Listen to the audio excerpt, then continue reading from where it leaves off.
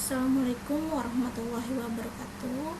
Saudara mahasiswa, selamat berjumpa dalam mata kuliah perencanaan pembelajaran di sekolah dasar dengan topik perumusan indikator dan tujuan pembelajaran. Bersama saya Sri Wulan Anggraini. Adapun kompetensi yang diharapkan setelah mahasiswa mempelajari materi ini adalah mahasiswa mampu menjelaskan apa itu indikator dan tujuan pembelajaran, serta mahasiswa mampu merumuskan indikator dan tujuan pembelajaran. Baik, langsung saja kita mulai pada pembahasan pertama, yaitu tentang indikator. Ya, apa itu indikator? Ya, di dalam proses pembelajaran atau di dalam perencanaan pembelajaran, indikator itu disebut sebagai indikator pencapaian kompetensi atau kita sebut sebagai IPK. Ya, oke. IPK atau indikator pencapaian kompetensi ini merupakan penanda pencapaian kompetensi dasar yang ditandai oleh perubahan perilaku yang dapat diukur yang mencakup sikap, pengetahuan, dan keterampilan.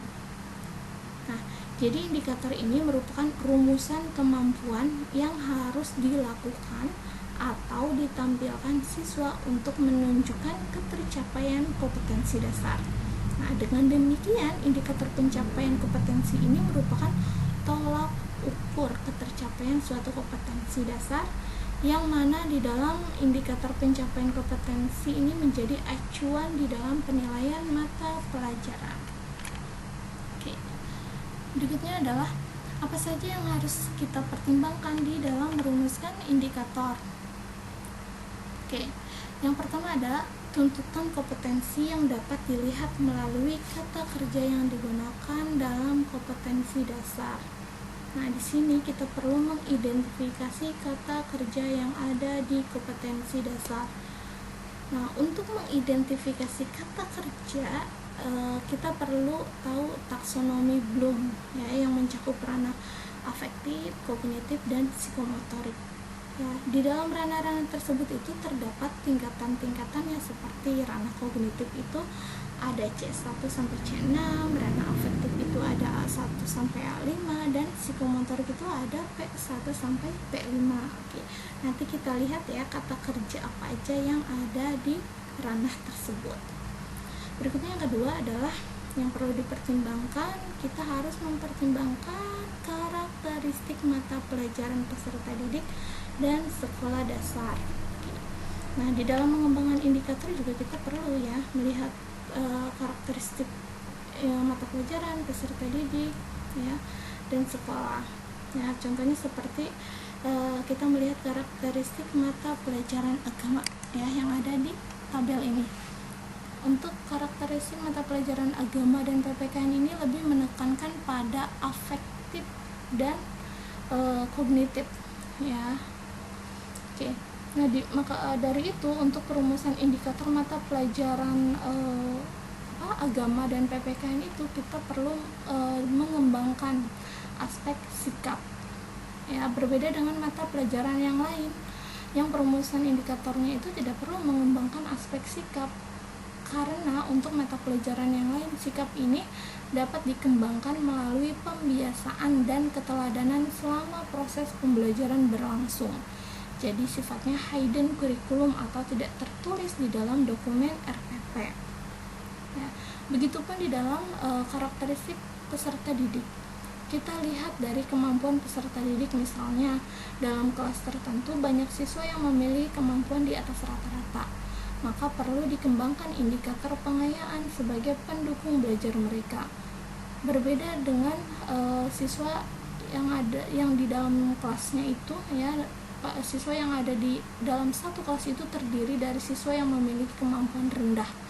Maka perlu dikembangkan indikator prasyarat sebagai penghubung untuk mencapai indikator kunci, dan tidak perlu ada indikator pengayaan. Ya, dan tentunya di dalam mengembangkan indikator ini tergantung pada kebijakan sekolah di dalam mengembangkan indikator yang melebihi standar minimal ataukah tidak. Semuanya juga tidak terlepas dari fasilitas sekolah, ya. Jika fasilitasnya mendukung, maka siswa juga mudah untuk menjelaskan, guru juga mudah untuk menjelaskan materi, dan siswa menjadi lebih paham juga untuk menerima informasi ya. Yang kemudian perlu dikembangkan indikator tambahan yang memenuhi standar minimal. Tuh.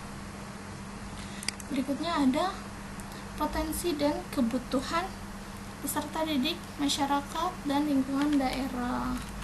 Oke, di dalam merumuskan indikator kita perlu mempertimbangkan potensi kebutuhan siswa, masyarakat, dan lingkungan. Artinya ya, kita sebagai guru itu harus pintar-pintar dan jeli di dalam membaca situasi ya, dan potensi itu semua ya. Misalnya untuk mempelajari ekosistem ya, siswa yang sekolahnya di pedesaan berbeda dengan siswa yang sekolahnya di perkotaan ya. Untuk mempelajari ekosistem tersebut, siswa yang ada di pedesaan itu bisa langsung belajar melalui lingkungan yang ada di sekolahnya, seperti sawah ya, seperti sawah yang ada di dekat sekolahnya misalnya. Berbeda dengan siswa yang ada di perkotaan ya, potensi lingkungan alam seperti sawah ini jarang ditemui oleh mereka ya, sehingga untuk mempelajari ekosistem ini guru perlu menyediakan gambar-gambar pedesaan seperti siklus makhluk hidup ya, dan di sana juga kita perlu menampilkan untuk video pembelajaran tentang ekosistem itu ya. Jadi potensi-potensi itulah yang perlu kita kembangkan di dalam merumuskan indikator. Oke. Nah, berikutnya adalah bagaimana kita mengembangkan indikator ya berdasarkan kompetensi dasar. Cara yang pertama, kita dapat menganalisis tingkat kompetensi yang digunakan pada kompetensi dasar. Ya. Nah, di sini ada kriteria yang dapat dilakukan dengan menganalisis kata kerja operasional yang digunakan oleh kompetensi dasar tersebut. Jadi kita harus menganalisis kata kerja apa yang ada di dalam kompetensi dasar.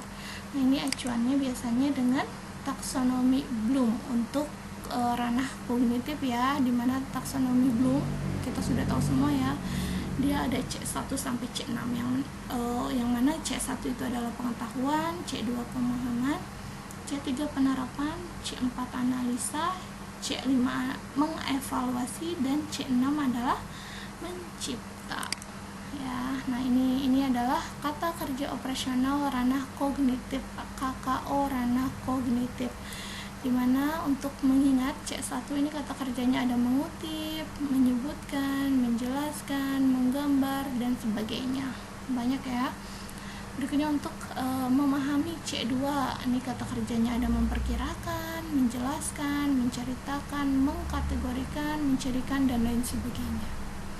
Berikutnya untuk mengaplikasi C3, kata kerjanya ada menugaskan, mengurutkan, menentukan, menerapkan, mengakumulasi, memodifikasi, dan sebagainya. Untuk menganalisis C4, kata kerjanya ada mengaudit, mengatur, menganimasi, mengumpulkan, dan sebagainya. Untuk mengevaluasi C5, kata kerjanya ada membandingkan, menyimpulkan, menilai, mengarahkan, dan sebagainya. Untuk C6 mencipta, kata kerjanya ada mengumpulkan, mengabstraksi, mengatur, menganimasi, dan sebagainya. Itu. Nah, begitupun untuk kata kerja operasional ranah psikomotor. Nah, di sini ada P1 adalah imitasi, kata kerjanya ada menyalin, mengikuti, mereplikasi, dan sebagainya. Untuk manipulasi, P2 kata kerjanya ada kembali, ya, kembali membuat, membangun, melakukan, melaksanakan, dan sebagainya. Untuk presisi, P3 kata kerjanya ada menunjukkan, melengkapi, menyempurnakan, mengkalibrasi, dan sebagainya. Untuk artikulasi, kata kerjanya ada membangun, mengatasi, membangun, menggabungkan koordinat, mengintegrasikan, dan sebagainya. Nah, untuk naturalisasi, P5 ini kata kerjanya ada mendesain, menentukan, mengelola, dan mencipta. Itu. Nah, indikator-indikator inilah yang akan kita dijadikan untuk merumuskan indikator. Nah, ini contohnya ya, dimana kita untuk menganalisis indikator itu harus dilihat dari kata kerja yang ada di kompetensi dasar. Contohnya ini, kompetensi dasar 3.1, mengidentifikasi aturan yang berlaku dalam kehidupan sehari-hari. Nah, ini kata kerjanya apa? Yap, betul. Kata kerjanya adalah mengidentifikasi, ya. Nah, kita sudah menganalisis ini kata kerja yang ada di kompetensi dasarnya adalah mengidentifikasi. Kemudian kita lihat ya pada ranah kognitif. Kenapa ranah kognitif? Ya, karena di sini poinnya adalah 3, ya, angka depannya adalah 3, yang mana di dalam kurikulum 2013 kompetensi dasar yang dimulai dari 3 ini, poin 3 ini artinya adalah ranah pengetahuan atau kognitif. Maka untuk menganalisis KD ini kita harus cari di kognitif, ya, ranah kognitif. Oke, di sini ada kata kerjanya adalah mengidentifikasi. Nah,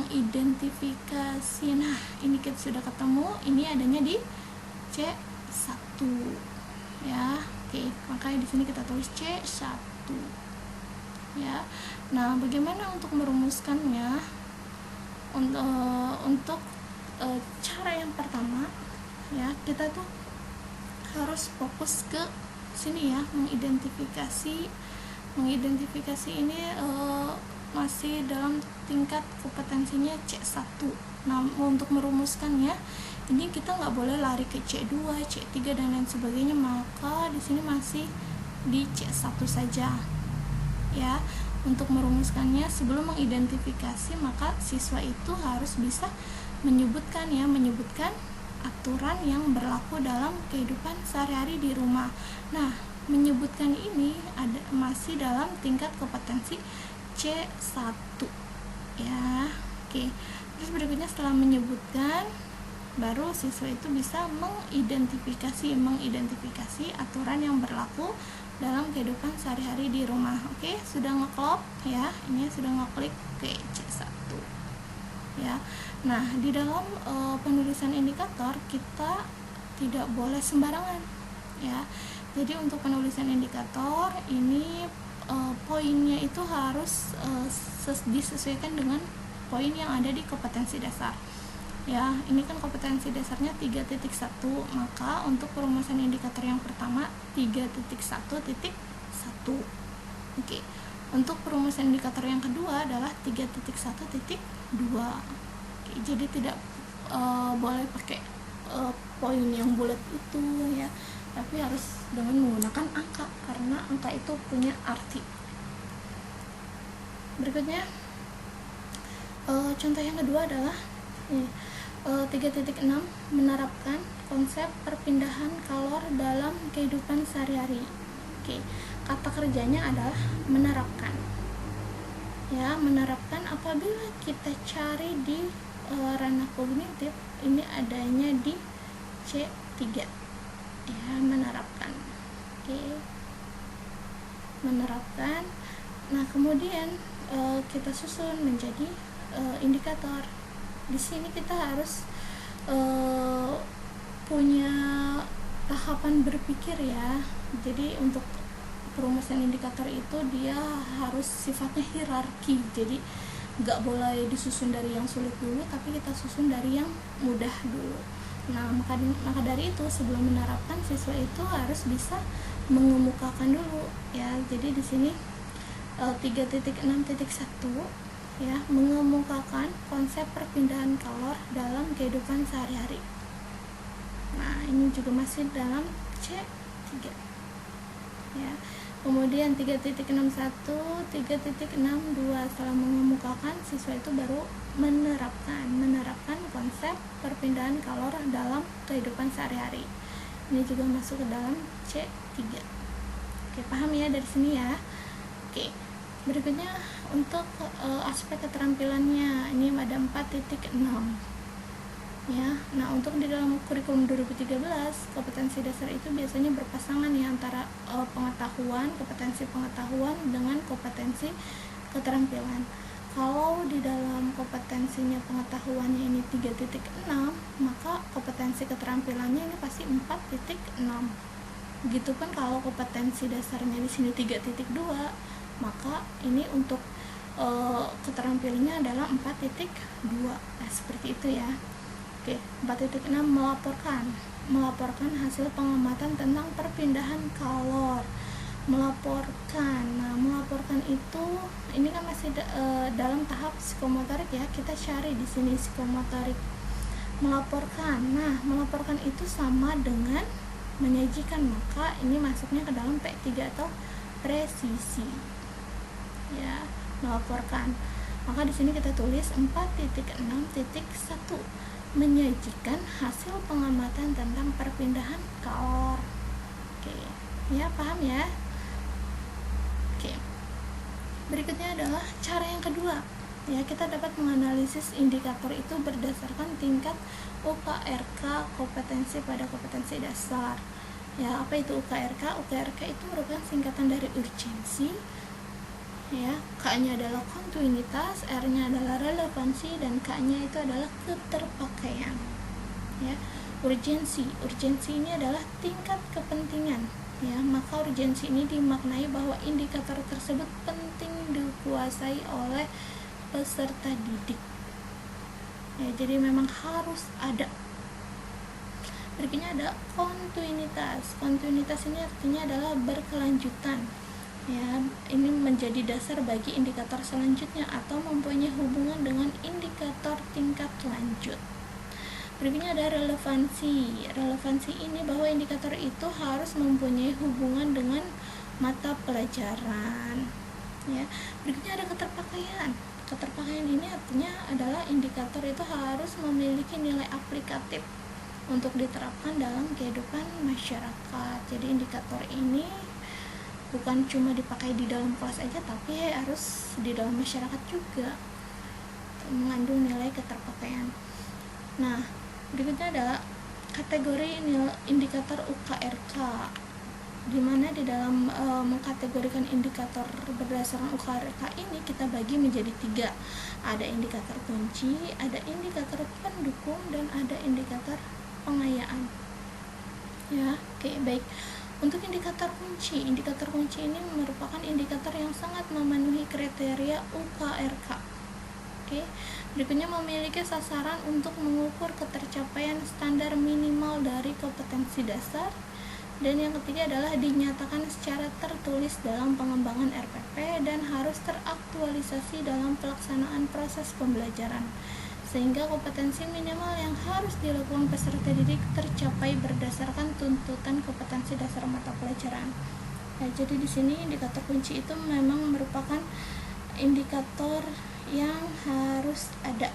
Ya, karena ini indikator kunci ini adalah indikator untuk mengukur ketercapaian standar kompetensi. Ya, jadi memang harus benar-benar ada karena ini harus tertulis di RPP. Berikutnya ada indikator pendukung. Indikator pendukung ini fungsinya adalah untuk membantu peserta didik untuk memahami indikator kunci. Ya. Terus berikutnya dinamakan juga indikator prasyarat, yang berarti kompetensi yang sebelumnya telah dipelajari peserta didik berkaitan dengan indikator kunci yang dipelajari.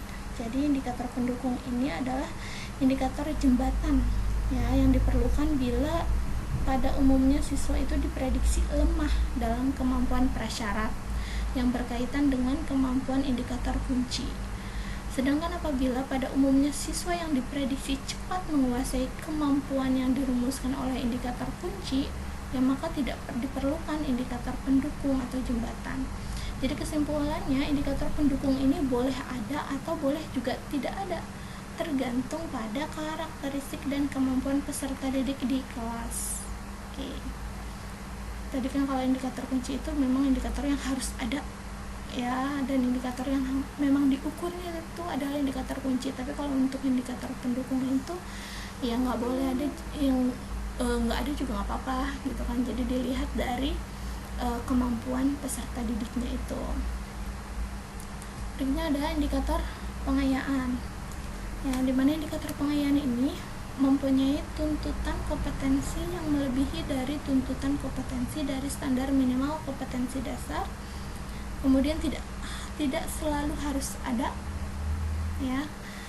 Berikutnya dirumuskan apabila potensi peserta didik memiliki kompetensi yang lebih tinggi dan perlu peningkatan yang baik dari standar minimal kompetensi dasar. Jadi indikator pengayaan ini diperlukan jika tingkat kecepatan memahami siswa itu di atas rata-rata, maka perlu dirumuskan indikator pengayaan atau indikator yang melebihi kompetensi. Ya, jadi sifatnya nggak wajib indikator ini tergantung pada tingkat kemampuan siswa. Oke. Nah, baik, untuk ketiga indikator ini kita simpulkan bahwa indikator kunci lah yang harus diujikan kepada siswa, ya, dimana indikator kunci ini tidak boleh terabaikan oleh guru dalam pelaksanaan penilaian, karena indikator inilah yang menjadi tolak ukur di dalam mengukur ketercapaian kompetensi minimal siswa berdasarkan kompetensi dasar. Nah, untuk pencapaian kompetensi minimal ini juga merupakan pencapaian yang standar nasional, ya, jadi guru itu tidak menyesuaikan dengan kebutuhan siswa, tapi ya karena ini sudah standar nasional, jadi memang harus mengikuti apa yang ada di dalam aturan, ya, berbeda dengan indikator pendukung dan indikator pengayaan.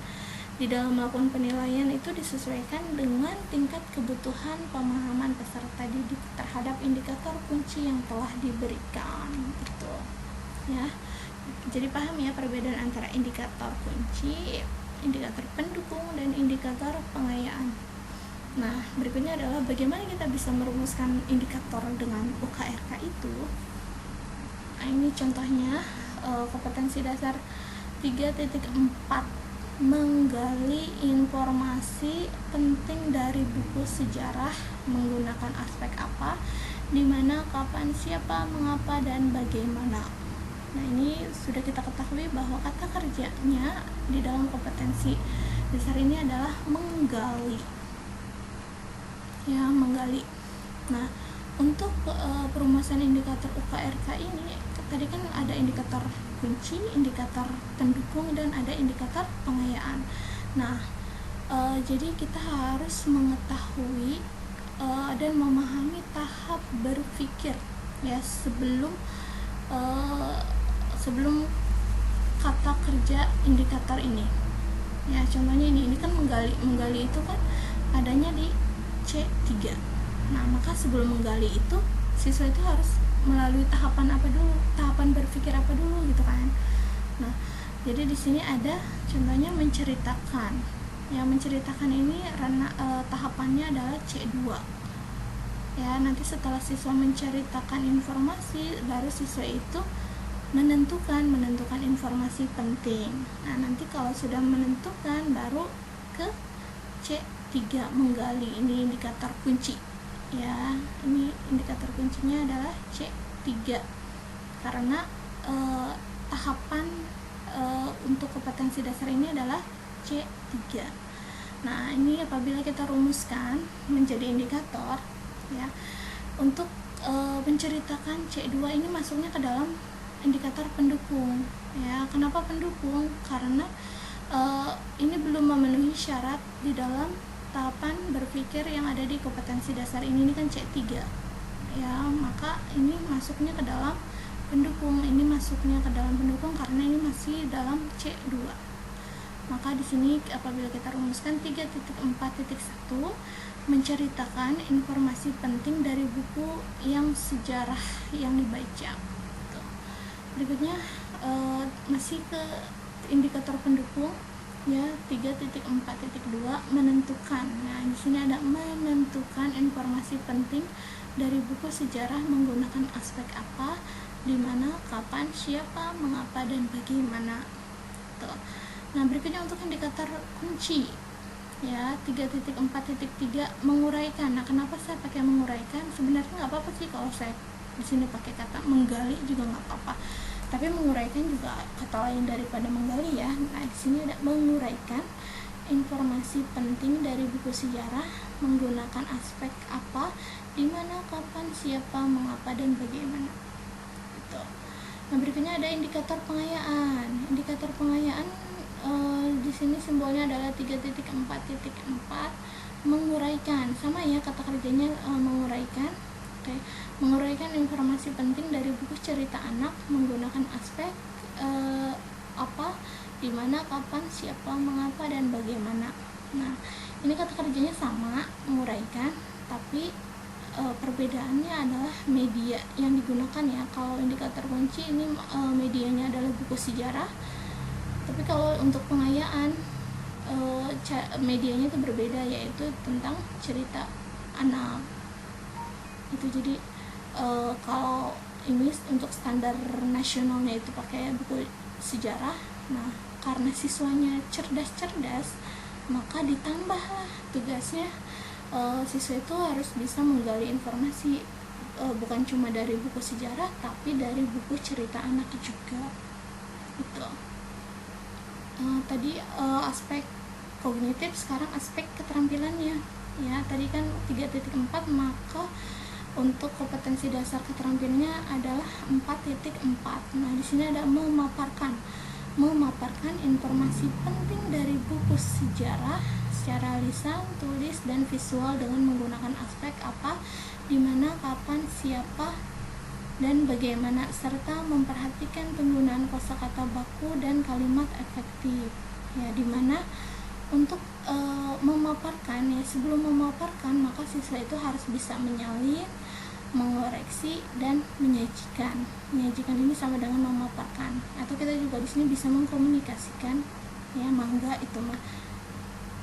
Yang penting masih dalam satu kegiatan ya. Oke.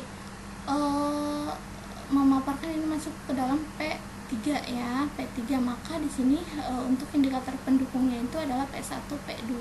Oke, kita rumuskan untuk indikator pendukung. Menyalin 4.4.1. Di sini ada menyalin informasi penting dari buku sejarah menggunakan aspek apa, di mana, kapan, siapa, mengapa, dan bagaimana. Kemudian ada 4.4.2. Setelah menyalin nanti siswa mengoreksi informasi penting dari buku sejarah menggunakan aspek apa, di mana, kapan, siapa, mengapa, dan bagaimana. Ya, berikutnya ada indikator kunci. Indikator kuncinya ini adalah ini ya, menyajikan, sama dengan ini, memaparkan. Menyajikan informasi penting dari buku sejarah menggunakan aspek apa, di mana, kapan, siapa, mengapa, dan bagaimana. Berikutnya untuk indikator pengayaan 4.4.4. Oke, di sini ada menyajikan informasi penting dari buku cerita anak dengan menggunakan aspek apa, di mana, kapan, siapa, mengapa, dan bagaimana. Jadi sama kayak yang tadi ya, perbedaannya itu ada di medianya. Berikutnya adalah tujuan pembelajaran. Tujuan pembelajaran itu adalah menggambarkan proses dan hasil belajar yang diharapkan dicapai oleh peserta didik sesuai dengan kompetensi dasar. Nah, ini berarti tujuan pembelajaran itu adalah target kemampuan yang akan dicapai oleh seluruh peserta didik selama proses pembelajaran berlangsung. Jadi, dalam target tujuan pembelajaran ini merupakan target pencapaian kemampuan siswa secara kolektif. Ya, kolektif. Berbeda dengan target dalam indikator pembelajaran yang merupakan target pencapaian kemampuan individu siswa. Nah, maka dari itu, tujuan pembelajaran ini merupakan hal yang mutlak yang harus ada dalam menyusun perencanaan pembelajaran. Ya, karena dengan menyusun tujuan pembelajaran ini, guru dapat menyusun rencana-rencana apa saja yang akan dilakukan di dalam mencapai target yang diharapkan. Oke. Nah, berikutnya adalah tentang rumusan tujuan pembelajaran. Bagaimana kita bisa merumuskan tujuan pembelajaran? Nah, untuk merumuskannya kita harus mengupayakan di dalam tujuan pembelajaran itu harus ada poin A, B, C, D. Ya, di mana A itu adalah audience, B itu adalah behavior atau kemampuan yang akan dicapai, C itu adalah condition atau aktivitas yang akan dilakukan, dan D itu adalah degree atau tingkat perilaku yang diharapkan. Ya, jadi untuk A itu adalah siapa yang melakukan, siapa, yaitu siswa yang melakukan. B itu adalah behavior, kemampuan yang akan dicapai. Nah, biasanya ini behavior ini yang memuat kata kerja yang ada di dalam kompetensi dasar. Ya. Berikutnya adalah condition. Nah, condition ini adalah aktivitas yang akan dilakukan, berarti hal-hal apa saja yang akan dilakukan siswa untuk mencapai behavior. Paham ya? Nah, degree ini adalah tingkatan atau perilaku yang diharapkan.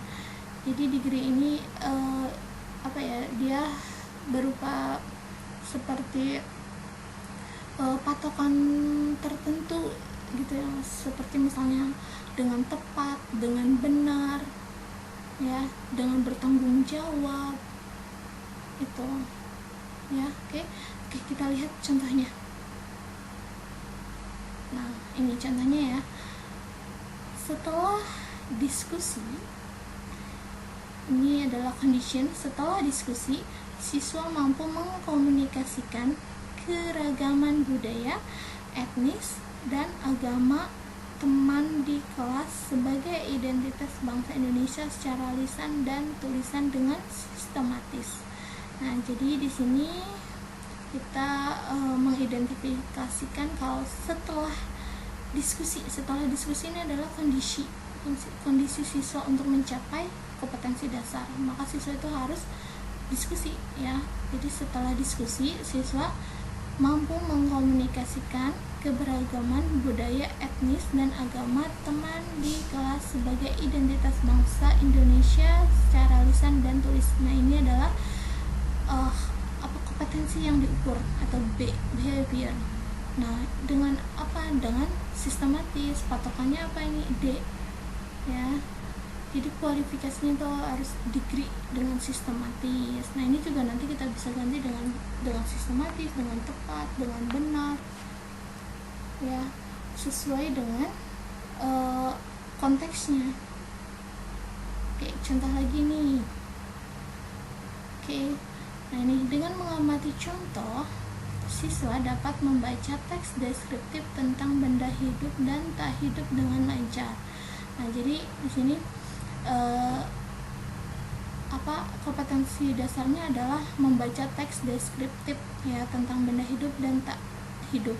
Nah, untuk siswa untuk mencapai membaca ini, maka siswa itu dengan kegiatan apa mencapainya? Dengan kegiatan mengamati contoh. Nah, maka di sini dengan mengamati contoh atau kita sebut dengan condition, C-nya, siswa ya dapat membaca teks deskriptif tentang benda hidup dan tak hidup.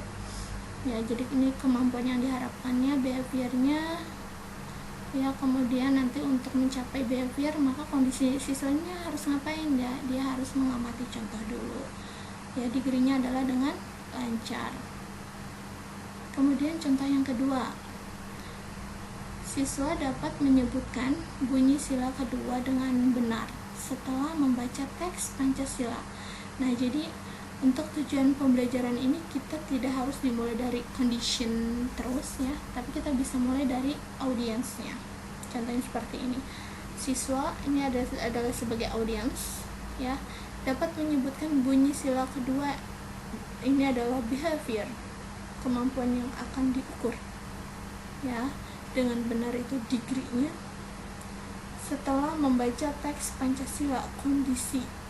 Nah, jadi yang diharapkan setelah nanti siswa membaca Pancasila, siswa itu dapat menyebutkan bunyi sila kedua dengan benar itu.